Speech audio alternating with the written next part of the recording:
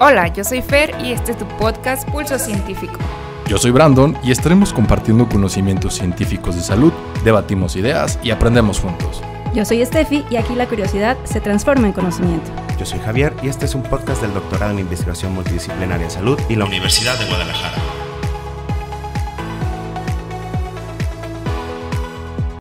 Hola, hola, bienvenidos una vez más a su podcast Pulso Científico. Yo soy Steffi. Yo soy Javier y el día de hoy tenemos el tema de disgeusia asociada a la COVID-19, impacto al comportamiento alimentario, a cargo de la maestra Laura Saraí Álvarez Hernández. Ella es licenciada en nutrición con diplomado en nutrición clínica aplicada, maestra en ciencia del comportamiento con orientación en la alimentación y nutrición enfocado a bases moleculares del comportamiento alimentario y actualmente estudiante del doctorado en investigación multidisciplinaria en salud. Bienvenida, Lau. Muchas gracias por la invitación y por estar aquí acompañándome. Muy bien, el tema de hoy es de vital importancia, ya que como sabemos, la pandemia por COVID-19 ha dejado bastantes secuelas a nivel de la salud y pues uno de los principales síntomas que se ha manifestado o se ha publicado o hecho referencia es la disgeusia. Específicamente nos gustaría ver si puedes aclararle a nuestro público de qué se trata este síntoma. Claro, Javier. Bueno, la disgeusia, como ya nos platicaste un poquito, ha sido un síntoma característico de la COVID-19. Y este síntoma también se considera de diferentes clasificaciones. Por ejemplo, la disgeusia puede presentarse en una hipogeusia, que es como la debilidad de la percepción del gusto. Okay. La hipergeusia, que esta es como una gran sensibilidad a la percepción de ciertos sabores o ciertos alimentos. Existe la ageusia, que es la pérdida total del sentido del gusto. También se encuentra lo que es la fantogeusia o, esta se trata de la identificación de nuevos sabores en ciertos alimentos en los que ese sabor no es característico propio del alimento. Ya. Entonces está muy interesante.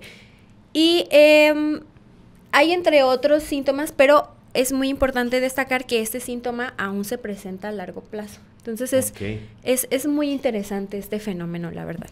Ok, ¿y cuál es la etiopatogenia de este síntoma? Ok, bueno, voy a tratar de hacer un poquito de resumen porque la etiopatogenia de este síntoma ha sido muy compleja porque, como sabemos, pues relativamente esta enfermedad pues es muy nueva, ¿no? Sí. Y pero se minorizó un poco este síntoma.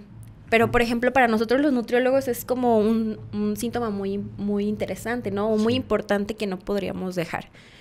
Entonces, se ha considerado varias hipótesis. Por ejemplo, que ha habido una afectación al daño neuronal.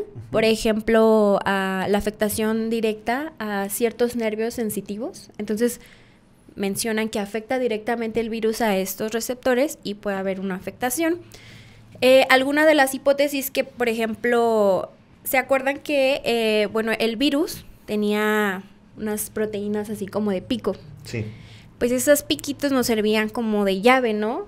Y nuestra chapa en nuestras células era el receptor AC2. Y este receptor se encuentra expresado en muchas de nuestras células, por eso se platica un poco que esta enfermedad era como invadía muchas partes del cuerpo, ¿no? Afectaba el intestino, los pulmones, especialmente el hígado, y como que cada espacio tenía como un síntoma, ¿no? Sí. Entonces, en el caso también de la disgeusia, otra de las hipótesis es que afectaba como, por ejemplo, a las glándulas salivales. O sea, que estas dejaban de producir saliva. Okay. Y al nosotros no tener tanta saliva, no permitía como ese intercambio de moléculas para la captación de los sabores. Esa es otra hipótesis, ¿no? La afectación de las glándulas salivales. La otra era como, ustedes saben que, por ejemplo, cuando hay una enfermedad, se crea como la respuesta inflamatoria, interleucinas, y se crea como la bomba de inflamación, ¿no? En el cuerpo. Y mencionaban que eso podía pasar también en las papilas gustativas. Entonces se afectaban las papilas gustativas y se afectaba como todo el recambio celular. O sea, y por eso pues no había una correcta, un correcto intercambio de estas células que son las encargadas de la traducción del sabor. Y bueno, hay muchas más. Por ejemplo, también mencionaban la deficiencia de zinc. No hay tanta evidencia de esta hipótesis, pero no se ha dejado de mencionar en algunos artículos, porque mencionaban que cuando eran suplementados con zinc, pues mejoraban esta respuesta. Pero no hemos identificado por qué o por qué vías, ¿verdad? Pero pues no hay que descartarlo, ¿no? Claro. Entonces hay muchas hipótesis, pero pues todavía está por aclararse este suceso. Ya ha pasado tiempo y aún está interesante. Sí, sí. Y más tratándose de un virus que ha tenido o ha sufrido tantas mutaciones a lo largo del espacio y tiempo, ¿no? Sí, sí. Y pues en estos pacientes que has estado viendo o investigando al respecto al tema, ¿tienen algún tiempo como de recuperación en cuanto a este síntoma?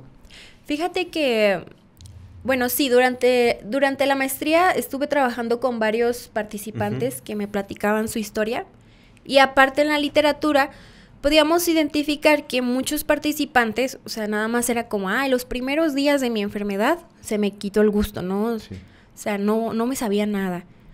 Y otros se quedaban hasta los 10 días, ¿no? Y otros, ya en estudios prospectivos, nos decían que ya habían pasado 6 meses. 6 meses y aún estaban así, ¿no? Con problemas de la percepción del gusto. Imagínate qué complicado, ¿no? Sí. Y algo que les va a dar como boom, bueno, a mí me explotó la cabeza, y es que durante el estudio que estuvimos trabajando, identificamos que había participantes que aún tenían alteración 2 años después. Wow. O sea, 2 años después de la infección. Sí.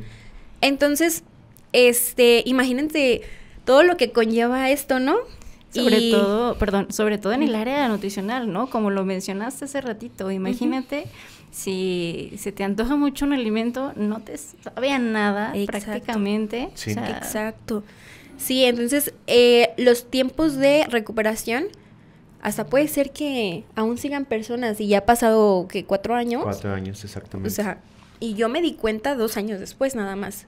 Entonces no medimos a estos participantes, podríamos volver a contactarlos para ver qué ha pasado con ellos, ¿no? Porque sí. O sea, el tiempo puede ser muy variable, y me imagino que a nivel de nutrición es importante, porque si de por sí es difícil de repente hacer que los pacientes sigan ciertos regímenes o reglas para algunas patologías o para cuidar la alimentación, si no les sabe la comida, pues menos van a comer. Exacto. Sí. Ok, Lau, y bueno, ya mencionamos ahorita un poquito sobre nutrición, pero ¿por qué es tan relevante este fenómeno? Bueno, como estábamos platicando hace poquito, hace unos segundos, aunque este síntoma no es un síntoma que pueda poner en peligro la vida, la verdad puede causar suficientes molestias como para tener pérdida del apetito, o por ejemplo orientarse hacia hábitos un poco saludables. Y además, bueno, es importante porque modifica la vida completamente de esta persona. O sea, el bienestar de esta persona pues se ve afectada completamente, y aunque es algo pequeñito que a lo mejor se minoriza, es algo grande, la verdad. Es que es algo básico. Es muy importante, la verdad. Este fenómeno es muy relevante. Todos comemos, ¿no? Entonces. Exacto. Y de repente, con todo esto del COVID o lo posterior al COVID, ¿qué pasa durante este síndrome postagudo del COVID-19? ¿Qué se ha visto después? Muy bien. Bueno, primero que nada, como ya les platiqué, los primeros días son como la fase de infección, ¿no? Y se presenta la disgeusia. A las 3 semanas se considera un síndrome agudo. Ok. Y después de las 12 semanas se considera como un síndrome o un síntoma crónico. Ok. Entonces, ¿qué es lo que pasa? Por ejemplo, y bueno, vamos a abonar un poquito a la prevalencia de estos participantes. Como ya les platiqué en el estudio, se encontró 2 años después, pero yéndonos a otros países, o sea, hay, por ejemplo, metaanálisis, ¿no? De cierta cantidad de personas, por ejemplo, de cada 1000, un 30% igual. 2 años después aún no tenían sabor todavía. Ajá, sabor. Entonces no solamente era aquí cerquitas. Entonces eso es lo que pasaba eso es lo que puede pasar y afectar, como te digo, la cotidianidad del personas. individuo. Okay. Uh-huh. Ok, ¿y existe algún cambio en la percepción de los sabores o solamente es, pues, no tengo ningún sabor? Uh-huh. Bueno, hay estudios que nos platican que todas las cualidades gustativas son afectadas. Y así como el salado, el ácido. Y hemos visto así nada más, como que les preguntan, oye, ¿qué sabor ha afectado? No, pues, ¿qué tal? No, pues, que todos. Okay. Entonces, en nuestro estudio quisimos hacerlo como un poquito más específico para todas las cualidades gustativas. Por ejemplo, agregamos el sabor como esa sensación, más que nada, la sensación del sabor graso. Okay. O la sensación grasa. E incluimos el picante. Entonces, está bien interesante porque en nuestro estudio nos dimos cuenta que también está afectando como a la sensibilidad. Porque ustedes sabrán que, por ejemplo, el picante es más una sensación. Sí, no es un sabor. Exacto. Ajá. Entonces, está bien padre porque muchos participantes decían, no, ahora puedo comer mucho chile. No me enchila. Mucho chile y no me pasa nada. Ajá, y lo aguanto más. Pero, bueno, entre los estudios y nuestra experiencia, hubo muchísimos participantes que reportaban una hipersensibilidad al sabor salado. Okay. Quiere decir que, o sea, comían poquita sal y les sabía mucho. Ajá, no como antes. También descubrimos que otro sabor de los más afectados fue el dulce. O sea, que ellos necesitaban más dulzor para poder percibir este sabor. Ok, entonces el dulce fue al revés. Exacto. No lo percibían tanto. Exacto, estuvo... Y ese sí se analizó con pruebas fisioquímicas, se llaman como soluciones. Ya. Entonces eso estuvo muy interesante porque nos íbamos a soluciones muy bajitas de salado y las probaban, ¿no? Y decían, esto es salado. Y lo dulce no, teníamos que incrementar para que lo detectaran. Muy bien. Y esas se habían comparado ya con población mexicana sana que había antes de COVID, ¿no? Muy bien. Entonces decimos ahí como, pues bueno, entonces a lo mejor sí hubo un cambio. Y otro sabor también va el salado, el dulce y el amargo. Okay. El amargo, más que nada, se presentó en forma de, ¿recuerdan la fantogeusia? Sí. Bueno, la fantogeusia eran los sabores nuevos que no estaban en el alimento, ¿no? Sí. Esto se presentaba como, por ejemplo, comían, se me ocurrió una tortilla, ¿no? Sí. Y les sabía amarga. Entonces es como bien interesante, ¿no? Porque pues, la tortilla no es amarga, ¿no? No, para nada. O, por ejemplo, comían una paleta dulce. Pues me llegaban notas amargas. Sí. Entonces está bien interesante porque pues ahí fueron esos 3 sabores. Y nosotros intentábamos como decir, bueno, tiene que haber como una vía que diga, pues puede ser por esto, ¿no? Uh-huh.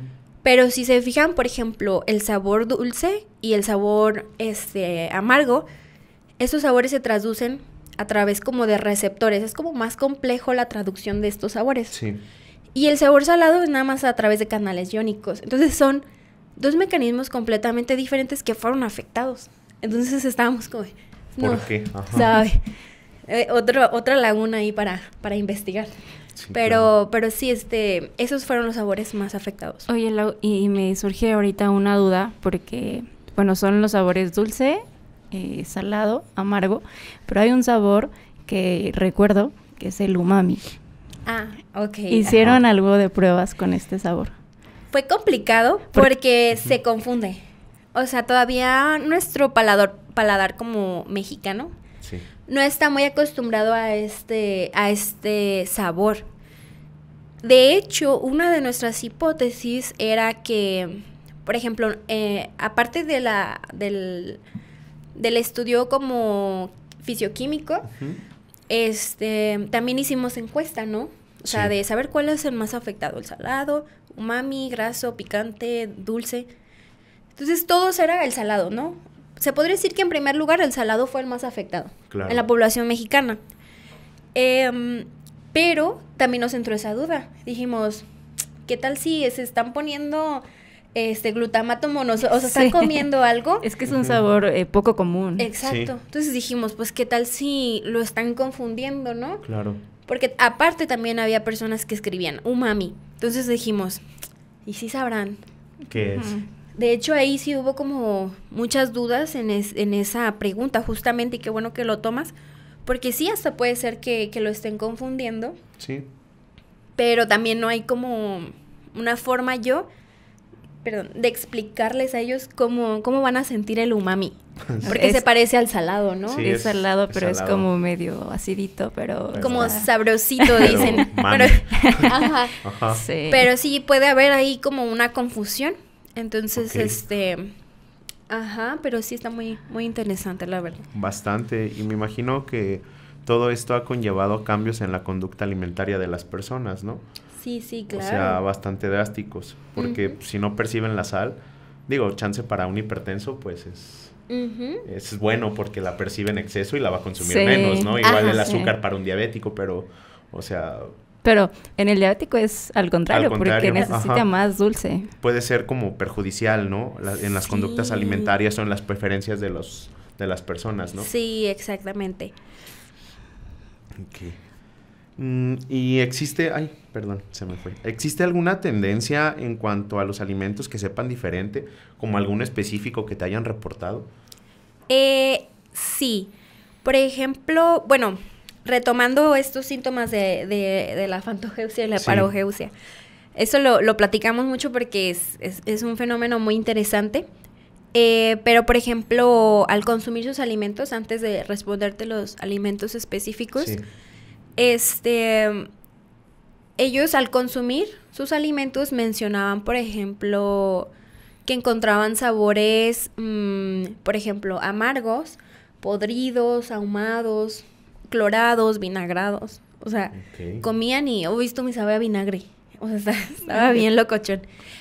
Y sí, en este estudio hicimos, preguntamos específicamente qué alimento tú notas que es diferente. O que Ujú. no lo puedes comer porque te sabe mal. Ok. Y les va a causar, aquí no sé si puedo decir marcas. ¿No, verdad? Ok. Bueno, entonces, en primer lugar, estaba la carne de res. O sea, Ok. mucha gente dejó consumir la carne de res. Después seguía la cebolla, ¿no? La cebolla, nadie podía comer la cebolla. Bueno, de mis participantes decían, es que sí, la cebolla. Entonces, Ok. les voy a decir los alimentos que tuvieron más tendencia, ¿no? Sí.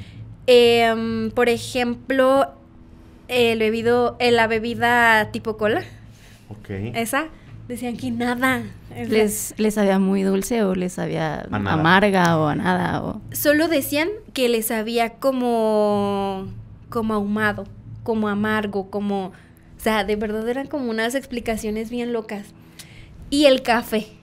Uy, no. ¡Qué triste! Qué Ajá, feo. era el café. Y el café decía que mucha gente había dejado de consumir el café Sí. por ese tema. Entonces, ¿Cómo puede ser? sí. Sí, bueno, es digo, algo básico. ¿Cuáles son las implicaciones de la disgeusia por COVID-19 en el comportamiento alimentario, Lau? Bueno, ahorita ya hemos platicado como un poquito, nos hemos dado como unas ideas en lo que Ujú. podría afectar este síntoma. Pero, por ejemplo, sin ser como del comportamiento alimentario, en primera instancia, los participantes nos mencionaban que se sentían como que no los entendían, ¿no? Como que iban al doctor y decían, es que... O al nutriólogo, yo creo, ¿no? Decían, es que me preguntaban, pero es que ¿por qué no hiciste o por qué no te comiste tal cosa? Doctor, es que no me saben las cosas. O sea, lo pruebo y guácala, ¿no? O sea, no me cabe. Y el doctor, sí, pero ¿por qué no te lo comiste? Entonces es como, te acabo de decir que, ajá, Ok. como esa...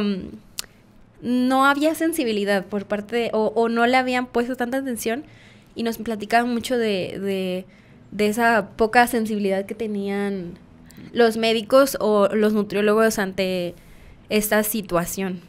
Bueno, ese era uno de los fenómenos implicados. Otro, no es tanto del comportamiento alimentario, pero también nos platicaban, por ejemplo, una señora que se le había escapado el gas, muchachos, imagínense, y no lo olía ni nada.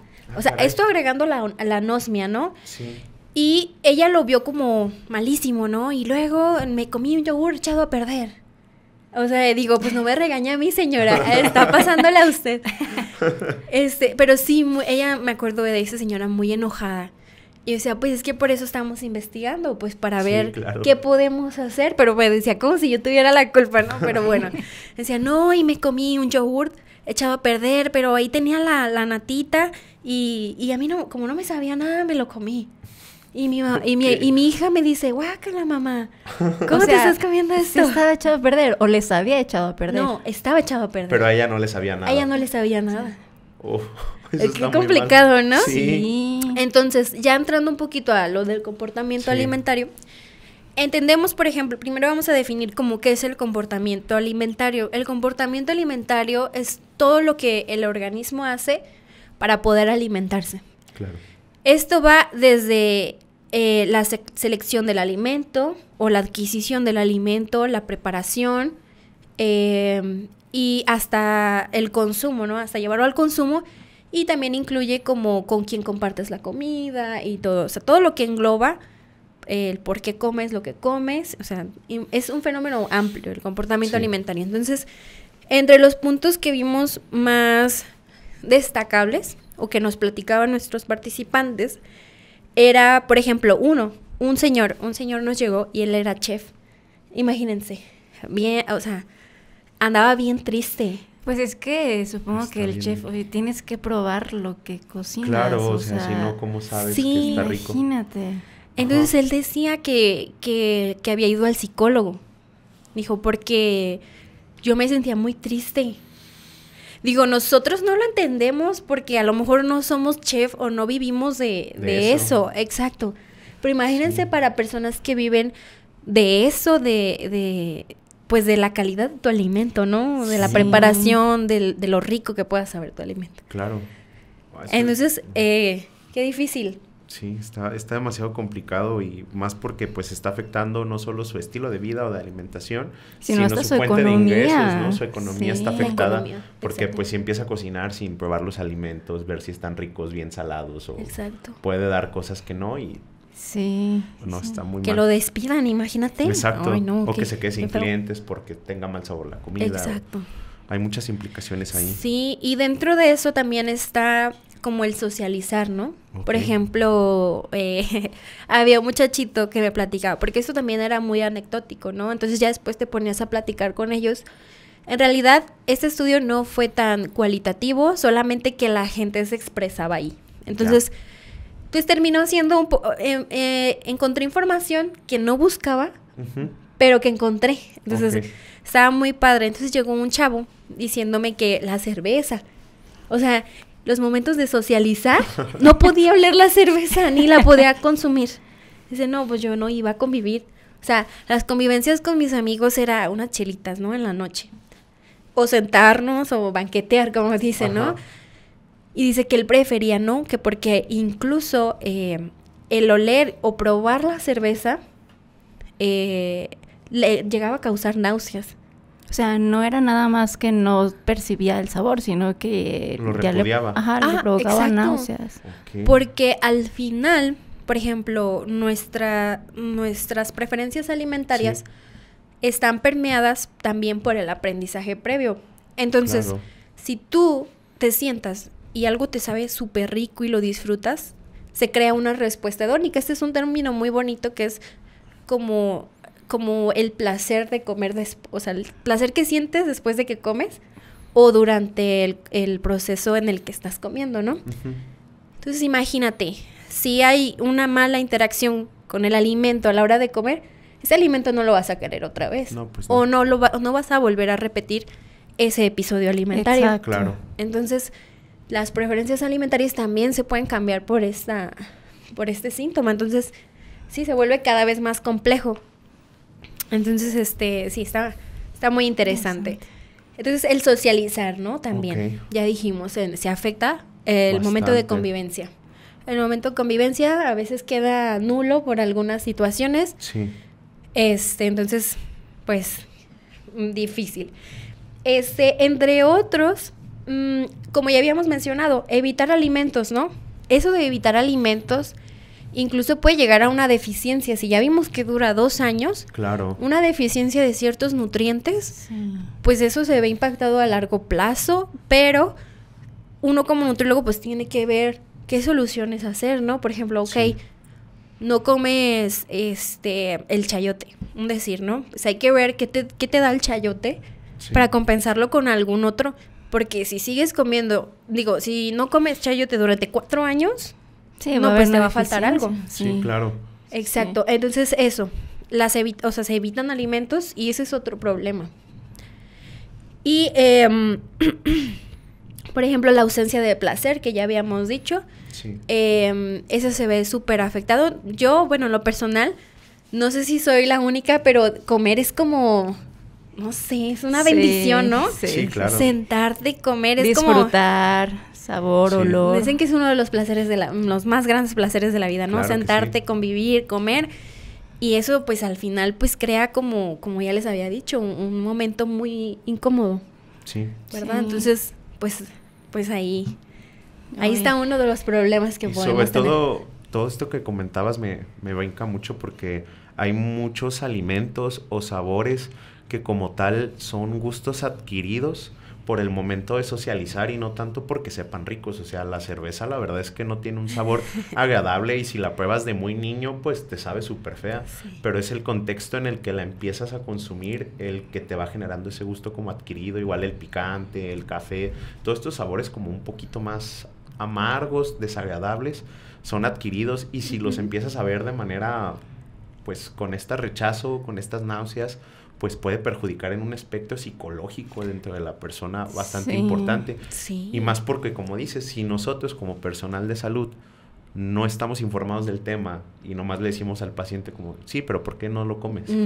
Ahora la población general que ni siquiera tiene el contexto de esto, pues para ellos va a decir, pues me sabe feo, no lo como y ya, no voy y busco ayuda porque no sé qué es un problema. Lo toman como algo normal. Lo toman como algo normal y al rato deficiencias o infecciones por comer yogur en mal estado. Exacto. O depresión, o sea. O tóxicos, ¿no? Veneno, que ande por ahí, que... No, sí se vuelve peligroso, tienes mucha razón. ¿Y ustedes como nutriólogos cómo abordarían esta problemática? Bueno, en primer plano es invitar a los nutriólogos o todo el personal de la salud a hacerse un poquito más conscientes de que este síntoma está. Okay. Y no como minorizarlo, o sea, no dejarlo de lado, porque incluso mismo puede ser como uno de los factores en los que pues se crea una barrera en la adherencia terapéutica, ¿no? Sí. O sea, nosotros no sabemos que adaptarse a un plan de alimentación, pues es un mundo, ¿no? No nada más es seguir la dieta. Sí. Y es ver muchísimos factores, pero aquí está uno muy importante, que es el sabor. Sí. Entonces, imagínense, hacer dieta y luego no me sabe nada.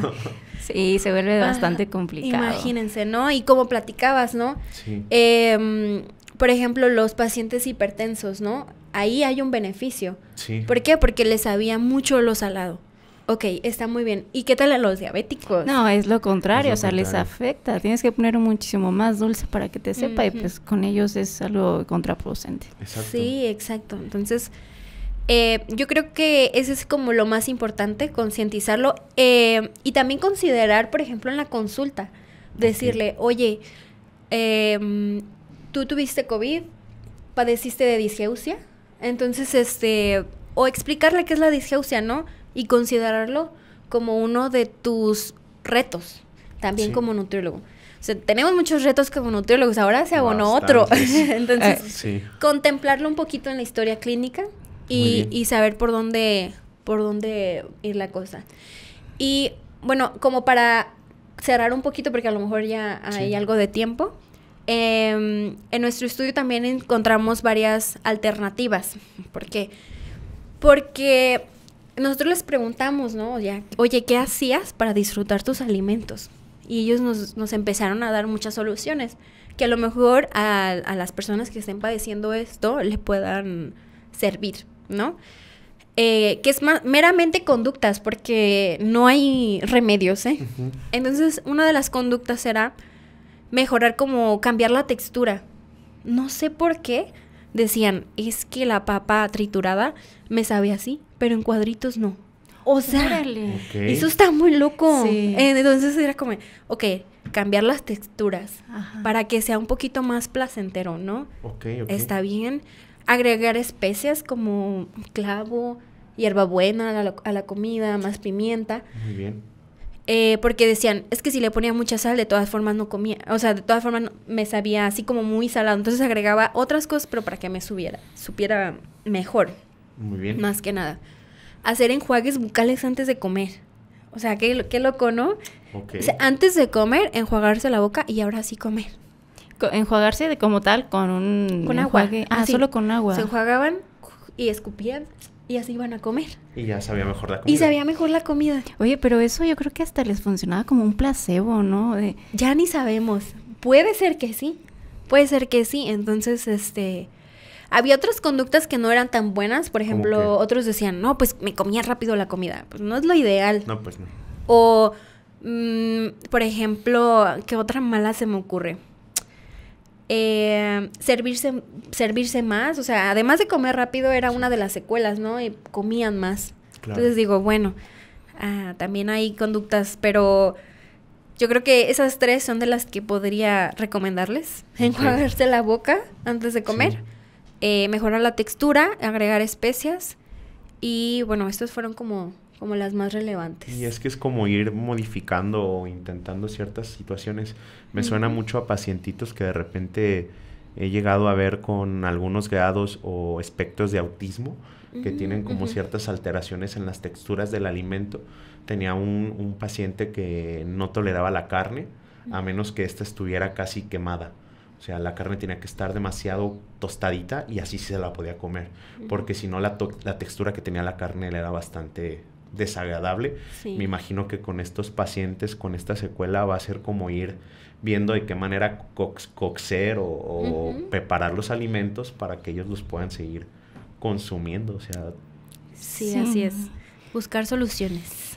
Wow. Pues bueno, un tema bastante interesante y ¿sabes qué? Que me abres como la posibilidad de meter como esta preguntita en mis consultas, pues, porque es algo que no tomamos en cuenta y que pues tiene muchísimo que ver con la vida diaria, o sea, es un básico, ¿no?